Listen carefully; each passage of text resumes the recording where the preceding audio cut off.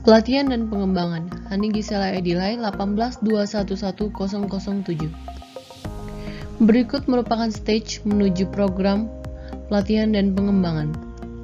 Yang pertama adalah ketika calon karyawan melakukan pelamaran kerja pada tahap rekrutmen. Ketika lolos dari tahap rekrutmen akan memasuki tahap seleksi. Setelah karyawan diterima melalui proses rekrutmen dan seleksi, maka karyawan akan ditempatkan pada posisi dan jabatan yang ditentukan. Lalu akan memasuki pelatihan dan pengembangan. Berikut merupakan masa yang akan dilalui seorang karyawan ketika bekerja. Yang pertama adalah masa orientasi. Karyawan baru biasanya akan mengalami sebuah orientasi dan sosialisasi pada dirinya untuk membiasakan diri pada pekerjaan dan lingkungan baru. Kemudian adalah masa pelatihan, di mana program ini akan ditujukan pada staf baru maupun staf lama. Kemudian, pada masa pengembangan, setelah dilakukannya program pelatihan, staf lama akan melakukan sebuah pengembangan dari pelatihan tersebut. Berikut merupakan perbedaan dari new staff dan old staff. Pada new staff akan melalui masa orientasi. Masa orientasi ini mencakup sejarah organisasi, struktur organisasi, nama dan jabatan para direktur, jabatan karyawan dan departemen, fasilitas fisik, periode percobaan, kebijaksanaan dan aturan organisasi, peraturan disiplin, prosedur keamanan, proses produksi dan produk atau jasa yang dibuat. Kemudian new staff akan melalui masa pelatihan, di mana pelatihan ini diadakan karena keterampilan ataupun kemampuan dari new staff ini belum sesuai dengan yang diharapkan organisasi. Tidak hanya new staff, old staff juga melalui masa pelatihan. Hal ini dikarenakan kemampuan dan keahlian yang dimiliki karyawan lama perlu di-upgrade. Kemudian, karyawan lama akan melalui masa pengembangan. Pada masa pengembangan ini didasarkan pada fakta bahwa karyawan akan membutuhkan pengetahuan, keahlian, dan kemampuan yang berkembang untuk bekerja dengan lebih baik dalam mensuksesi posisi yang ada dalam rekrutmen. Kemudian, pelatihan dan pengembangan mempunyai kegunaan pada karir jangka panjang karyawan untuk membantu menghadapi tanggung jawab yang lebih besar di waktu yang akan datang. Program ini tidak hanya bermanfaat pada individu karyawan, tetapi juga pada organisasi. Berikut merupakan langkah-langkah pelatihan dan pengembangan. Yang pertama adalah mengidentifikasi kebutuhan pelatihan. Pada langkah ini kita akan mengetahui siapa yang perlu mendapatkan program dan pelatihan pengembangan ini. Kemudian, kita akan menentukan tujuan program, ke arah mana tujuan program ini. Kemudian, merencanakan dan mengembangkan program, lalu mengimplementasikan program tersebut melalui on-the-job training maupun off-the-job training. Kemudian yang terakhir adalah evaluasi dan monitoring program, di mana kita akan melihat hasil dari program pelatihan dan pengembangan ini. Mengidentifikasi kebutuhan pelatihan. Siapa sih yang membutuhkan program ini? Hal ini dapat kita tentukan melalui 4 cara. Yang pertama adalah evaluasi prestasi, di mana kita akan memonitoring prestasi tersebut, lalu membandingkannya dengan standar prestasi atau target rekrutmen. Jika prestasinya di bawah standar, maka perlu mengadakan program pelatihan dan pengembangan. Yang kedua adalah analisis persyaratan. Pada analisis persyaratan ini, ketika karyawan bekerja diserahi tugas atau pekerjaan tetapi tidak memiliki keterampilan yang mendukung, maka diperlukan sebuah pelatihan terhadap karyawan tersebut. Yang ketiga adalah analisis organisasi. Pada analisis organisasi ini, kita akan meninjau kembali apakah tujuan organisasi sudah mencapai target atau belum. Jika belum, maka akan dibutuhkan program pelatihan. Setelah dilakukan 3 analisis ini, jika masih ditemukan hambatan, maka ada baiknya dilakukan survei sumber daya manusia.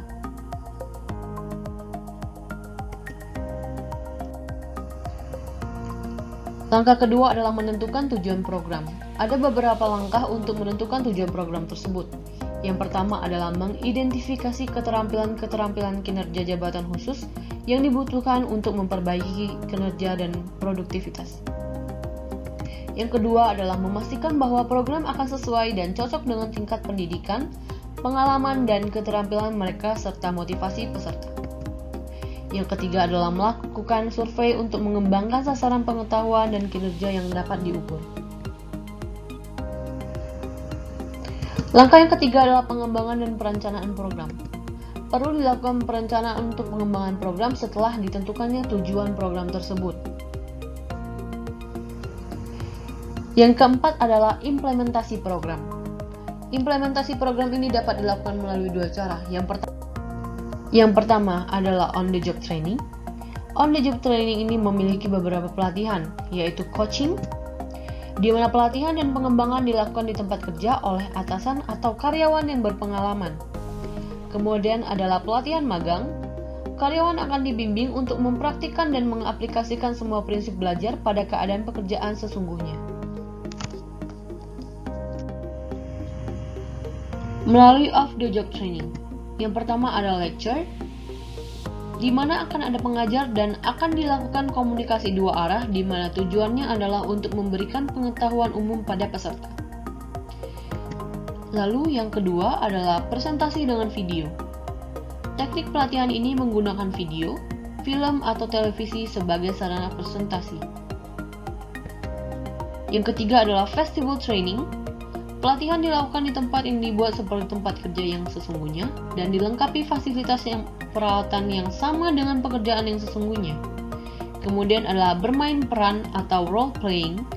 Teknik pelatihan ini dilakukan seperti simulasi di mana peserta akan memerankan jabatan atau posisi tertentu untuk bertindak dalam situasi khusus, sehingga akan diketahui bagaimana menghadapi situasi kerja sesungguhnya.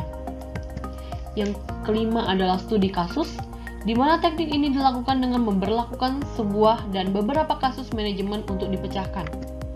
Kemudian adalah self-study, teknik pembelajaran sendiri. Peserta dituntut untuk proaktif melalui media bacaan, materi atau video kaset, dan lain-lain.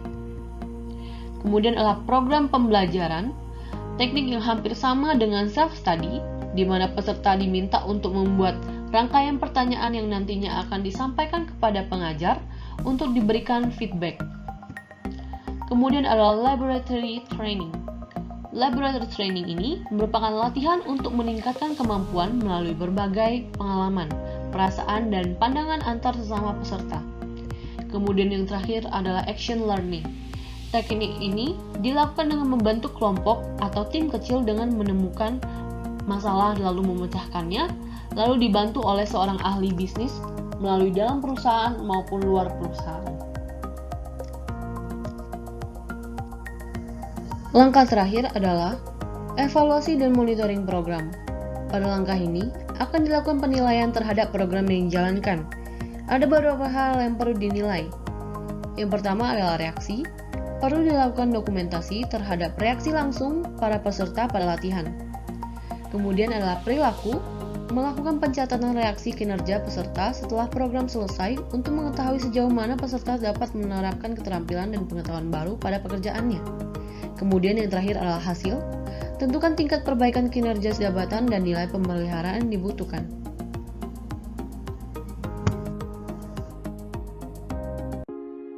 Bab 7. Evaluasi oleh Tania Ardela Widodo 18/21/1012.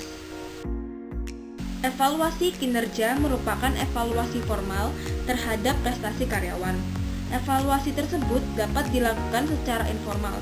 Misal, manajer menegur kesalahan karyawan atau memuji karyawan apabila berhasil menyelesaikan sesuatu pekerjaan dengan baik. Evaluasi prestasi ini secara formal mempunyai beberapa fungsi. Pertama, evaluasi prestasi dapat digunakan untuk menilai efektivitas seleksi karyawan. Yang kedua, evaluasi prestasi sering digunakan sebagai dasar pengajian, promosi, dan pelatihan yang diperlukan. Ketiga, evaluasi prestasi dapat memberikan umpan balik kepada karyawan. Umpan balik tersebut bermanfaat untuk mengembangkan perencanaan di masa mendatang. Manfaat evaluasi kinerja. Penilaian prestasi adalah proses di mana organisasi menilai atau mengetahui prestasi kerja karyawan. Adapun manfaat evaluasi prestasi atau kinerja adalah sebagai berikut. 1. Meningkatkan prestasi karyawan. Dari hasil kerja atau pekerjaan karyawan dapat diketahui masalah dan produktivitas mereka dalam bekerja. Dengan demikian, karyawan dapat memperbaiki atau meningkatkan prestasi setelah mengetahui hasil atau umpan balik dari adanya evaluasi tersebut. Yang kedua, standar kompensasi yang layak. Dari hasil evaluasi prestasi, manajer dapat mengetahui berapa upah atau kompensasi layak yang harus diberikan pada karyawan. Hal ini penting karena evaluasi prestasi dapat membantu dalam pengambilan keputusan manajer. Apakah pemberian upah, bonus, insentif, dan bentuk kompensasi lainnya sudah layak dan adil bagi karyawan. 3. Penempatan karyawan. Pada periode tertentu, karyawan akan mengalami promosi, mutasi, transfer, dan demosi. Oleh karena itu, sebelum keputusan itu diambil, manajer dapat melihat hasil prestasi karyawan dalam sebuah evaluasi yang sudah dilakukan sehingga dapat meminimalisasi resiko kesalahan dalam penempatan karyawan. 4. Pelatihan dan pengembangan. Hasil evaluasi dapat diketahui oleh manajer, di mana manajer melihat apakah program pelatihan dan pengembangan diperlukan atau tidak. Apabila hasil evaluasi menunjukkan banyak kekurangan atau hasil yang negatif, maka sudah saatnya diprogram program pelatihan dan pengembangan, baik untuk karyawan baru maupun karyawan senior. 5. Jenjang karir. Dari evaluasi prestasi, manajer dapat menyusun jalur karir karyawan sesuai dengan prestasi yang telah ditunjukkan oleh karyawan. 6. Penataan hasil staf. Hasil prestasi yang baik atau buruk mencerminkan bagaimana manajemen mengatur pembagian sumber daya manusia di dalam organisasi. 7. Minimnya data informasi. Transformasi yang akurat sangat dibutuhkan organisasi untuk mengambil keputusan guna menempatkan karyawan, promosi, mutasi, transfer, demosi, kebutuhan program pelatihan dan pengembangan, jenjang karir karyawan, dan komponen-komponen lain dalam sistem informasi sumber daya manusia. Informasi ini begitu penting sehingga mampu mengurangi kesalahan pengambilan keputusan yang tidak tepat. 8. Kesalahan desain pekerjaan. Adanya indikasi hasil evaluasi prestasi yang buruk merupakan tandanya ada kesalahan dalam deskripsi desain pekerjaan yang tidak atau kurang cocok pada karyawan. Untuk itu, manajer perlu memikirkan bagaimana mengatasi permasalahan tersebut. 9. Peluang kerja yang adil. Peluang kerja yang sama dan adil bagi karyawan bisa didapatkan apabila manajer melihat hasil evaluasi dan mempertimbangkan kesempatan pekerjaan yang layak dan menantang bagi karyawan yang menunjukkan prestasi bagus. 10. Tantangan eksternal. Penilaian prestasi juga tergantung dari faktor lain, seperti kepentingan pribadi, kondisi finansial, kondisi kerja, keluarga, kesehatan karyawan, dan sebagainya. Hambatan dalam evaluasi kinerja. Berikut beberapa faktor yang mungkin dapat menjadi hambatan dalam penilaian evaluasi prestasi yang adil. 1. Perubahan standar. Standar yang tidak konsisten dan berubah-ubah akan mempengaruhi pengukuran prestasi karyawan. 2. Halo efek. Halo efek terjadi apabila penilaian manajer terhadap prestasi karyawan secara keseluruhan hanya bergantung pada satu atau beberapa aspek saja. 3. Perbedaan sifat manajer. Manajer mempunyai sifat dan karakter yang berbeda. Penilaian karyawan bisa menjadi berbeda karena sifat manajer. 4. Perbedaan stereotip tertentu. Manajer dapat menjadi bias karena faktor etnis, jenis kelamin, atau golongan tertentu. Untuk menghindari hal itu, manajer harus berpegang pada pedoman atau standar tertulis dan hasil penilaian prestasi pun harus dilakukan secara tertulis sehingga dapat dipertanggungjawabkan. Teknik-teknik penilaian prestasi atau kinerja. Sebagian besar metode evaluasi prestasi bertujuan meminimalkan resiko dan permasalahan yang terjadi pada organisasi, khususnya pengaturan sumber daya manusia. Beberapa metode melakukan evaluasi prestasi bagi karyawannya adalah sebagai berikut. 1. Rating scale. Penilaian prestasi metode ini didasarkan pada suatu skala dari sangat baik, baik, cukup, kurang baik, dan jelek. Bentuk ini sangat umum dipakai oleh organisasi dan dilakukan secara subjektif oleh penilai. 2. Checklist. Checklist adalah penilaian yang didasarkan pada suatu standar unjuk kerja yang sudah dideskripsikan terlebih dahulu, kemudian penilai memeriksa apakah karyawan sudah mengerjakannya. Hampir sama dengan metode rating scale, setiap standar penilaian dapat diberikan bobot sesuai dengan tingkat kepentingan standar tersebut. 3. Critical Incident Technique. Critical Incident Technique adalah penilaian yang didasarkan pada perilaku khusus yang dilakukan di tempat kerja, baik perilaku yang baik maupun perilaku yang tidak baik. Penilaian dilakukan melalui observasi langsung ke tempat kerja, kemudian mencatat perilaku-perilaku kritis yang tidak baik atau baik, dan mencatat tanggal dan waktu terjadinya perilaku tersebut. 4. Skala penilaian berjangkarkan perilaku. Skala penilaian berjangkarkan perilaku adalah penilaian yang dilakukan dengan membuat spesifikasi unjuk kerja dalam elemen-elemen tertentu. 5. Pengamatan dan tes unjuk kerja. Pengamatan dan tes unjuk kerja adalah penilaian yang dilakukan melalui tes di lapangan. Misalnya, seorang pilot setiap 6 bulan sekali menjalani tes yang meliputi pengujian pengetahuan mengenai prosedur pelaksanaan pekerjaan dalam menerbangkan pesawat yang dilakukan secara langsung dengan menerbangkan pesawat atau dalam simulator dan tes kesehatan. 6. Metode perbandingan kelompok. Metode ini dilakukan dengan membandingkan seorang pegawai dengan rekan sekerjanya yang dilakukan oleh atasan dengan beberapa teknik seperti pemeringkatan, pengelompokan pada klasifikasi yang sudah ditentukan, pemberian poin atau angka, dan metode perbandingan dengan karyawan lain.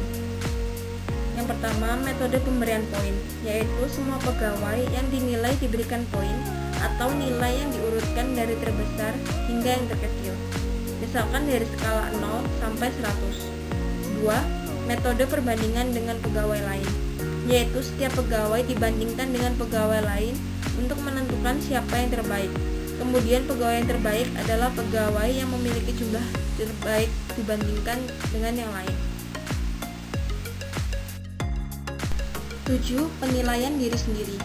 Penilaian diri sendiri adalah penilaian karyawan untuk diri sendiri dengan harapan pegawai tersebut dapat mengidentifikasi aspek-aspek perilaku kerja yang perlu diperbaiki pada masa yang akan datang.